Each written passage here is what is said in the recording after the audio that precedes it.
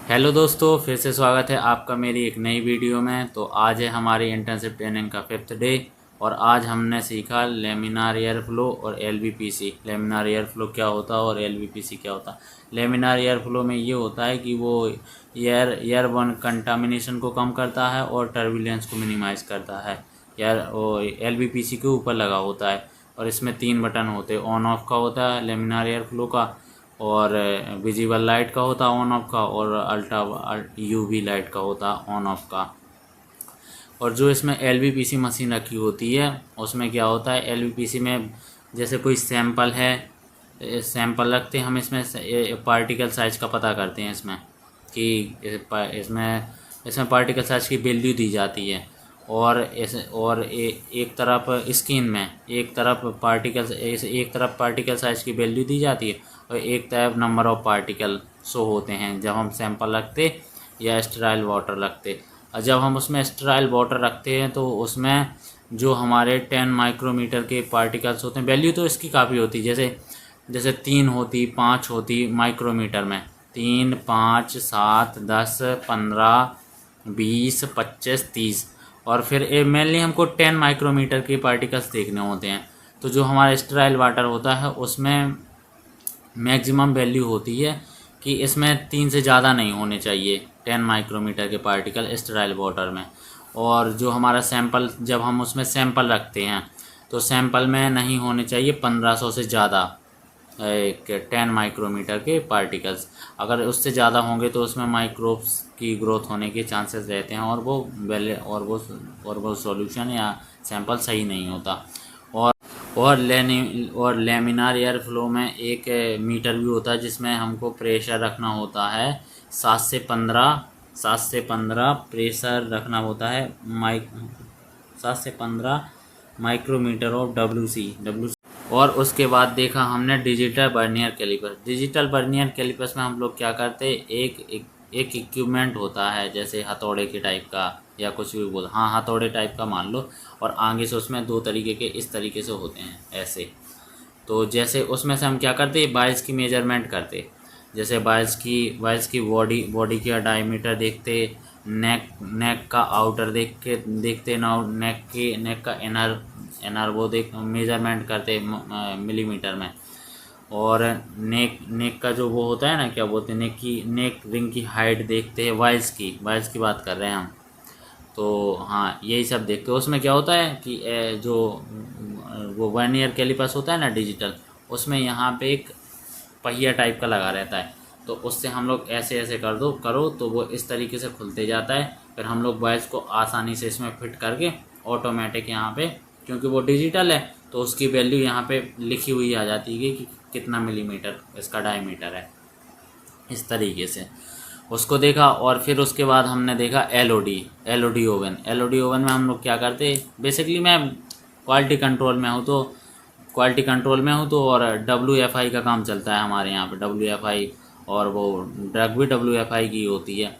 तो उसमें हम लोग क्या करते, जब जब उसका वायल्स की टेस्टिंग करते हैं ना, तो वायल्स जो उसमें सैंपल होता है तो उसको निकाल के वॉश करके उसको ड्राई करना होता है। देन उसके बाद उसका वेट लेना पड़ता है ड्राई के बाद का।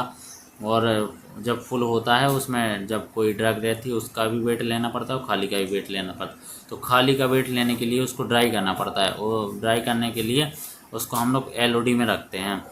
एलओडी में उसका टेम्परेचर रखते हैं हम, ये ओवन होता है, इसमें हम टेम्परेचर रखते 105 डिग्री सेल्सियस, और इसको 1 घंटे के लिए रखते हैं। देन उसके बाद हम उसको निकाल लेते हैं।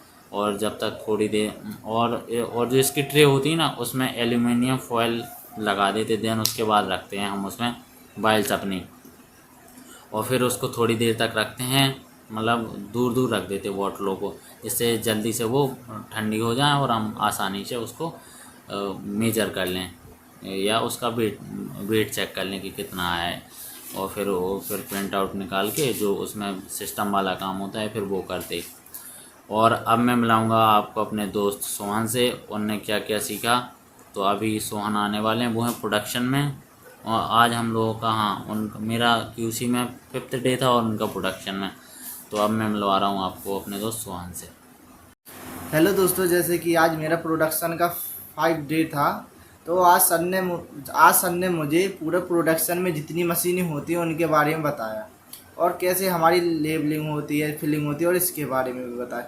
सबसे पहले हम अपनी बाइल होती हैं, जो बाइल को मंगाते हैं किसी अन्य कंपनी से, वो भी आती हैं। फिर इसको हम सबसे पहले बाइल वॉश करते हैं। जो हम अपनी बाइल को वॉश करते हैं उसमें हम रोटेटरी मशीन का यूज करते हैं तथा इसके बाद हमारे बाइल होने के बाद हमारी जो बाइल होती है वो तो जाती है डीपाइरोजनेशन टनल में। वॉश करने के बाद, हाँ, वॉश करने के बाद जो हमारी बाइल होती है वो जाती है डीपाइरोजनेशन टनल में। जो ये टनल होती है इसके 4 भाग होते हैं: hot, cold, dry and stabilisation. जो इसका हॉट जोन होता है इसका टेम्परेचर 340 डिग्री सेल्सियस होता है।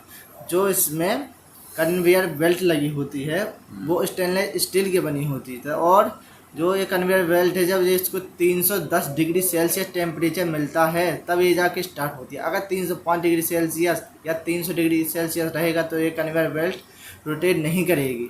इसके बाद आता है जब ये हमारी हॉट जोन से निकलती है तो फिर कूल जोन आता है। कूल जोन में ठंडी होती है। फिर इसके बाद ड्राई में सूख जाती है। फिर स्टेबलाइजेशन जोन में स्टेबल हो जाती है। फिर इसके बाद हमारी जो वाइल होती है वो जाती है फिलिंग जोन में, फिलिंग वाइल मशीन में। फिलिंग वाइल मशीन में जो हमको कंपोनेंट वो इंग्रेडिएंट भरना पड़ता है ड्रग में वो यूज लेते हैं, और बस इसमें फिलिंग मशीन है तो जो हमको भरना पड़ता है वो ऊपर डालते हैं कंटेनर में, और कंटेनर उसको बोलते हैं, उसको हॉपर बोलते हैं। हम कंटेनर नहीं बोल सकते, उसको हॉपर बोलते हैं। हॉपर के नीचे बटरफ्लाई नाम की एक डिवाइस लगी रहती है जिससे वह कंट्रोल करता है कि हमारा जो होपर से ड्रग जो नीचे आए उसमें कितनी मात्रा में जाए। फिर इसमें हमारे नीचे लगे रहते हैं फिलिंग व्हील।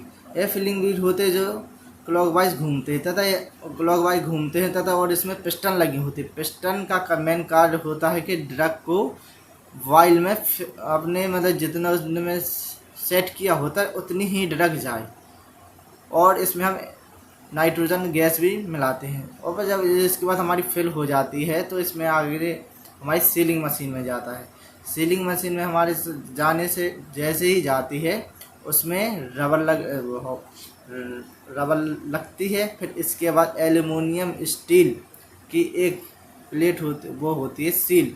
फिर वो उसमें पंच करके सील हो जाती है। फिर बस इसके बाद की फिर लेबलिंग होती है। अच्छा, लेबलिंग होने के बाद जब कंप्लीट हो जाती है फिर इसकी पैकिंग होती है। पैकिंग होने के बाद हम अपने 70 सैंपल होते हैं वो निकाल लेते हैं। जो भी हम अपने 70 सैंपल लेते हैं उनमें से हम 35 सैंपल QC में भेज देते हैं। फिर वो उनका अलग प्रोसेस होता है जो उसके बारे में डिटर्मिनेशन करते हैं कि क्या है क्या नहीं, क्योंकि अभी मुझे तो प्रोडक्शन के बारे में कुछ पता नहीं है। QC के बारे में अब तुम जाओगे ना नेक्स्ट वीक से तो हाँ, क्योंकि मुझे अभी QC के बारे में पता नहीं है। मैं अभी प्रोडक्शन में हूँ, अगले हफ्ते से जाएंगे तो उसके बारे में पता चलेगा। हाँ, तो इतनी नॉलेज आप लोगों को हम लोगों की अच्छी लगी हो तो वीडियो को लाइक, शेयर, कमेंट और सब्सक्राइब करना बिल्कुल भी ना भूलें। और हम लोग मिलते हैं इसी के साथ नेक्स्ट वीडियो में। तब तक के लिए tata, bye bye, good night.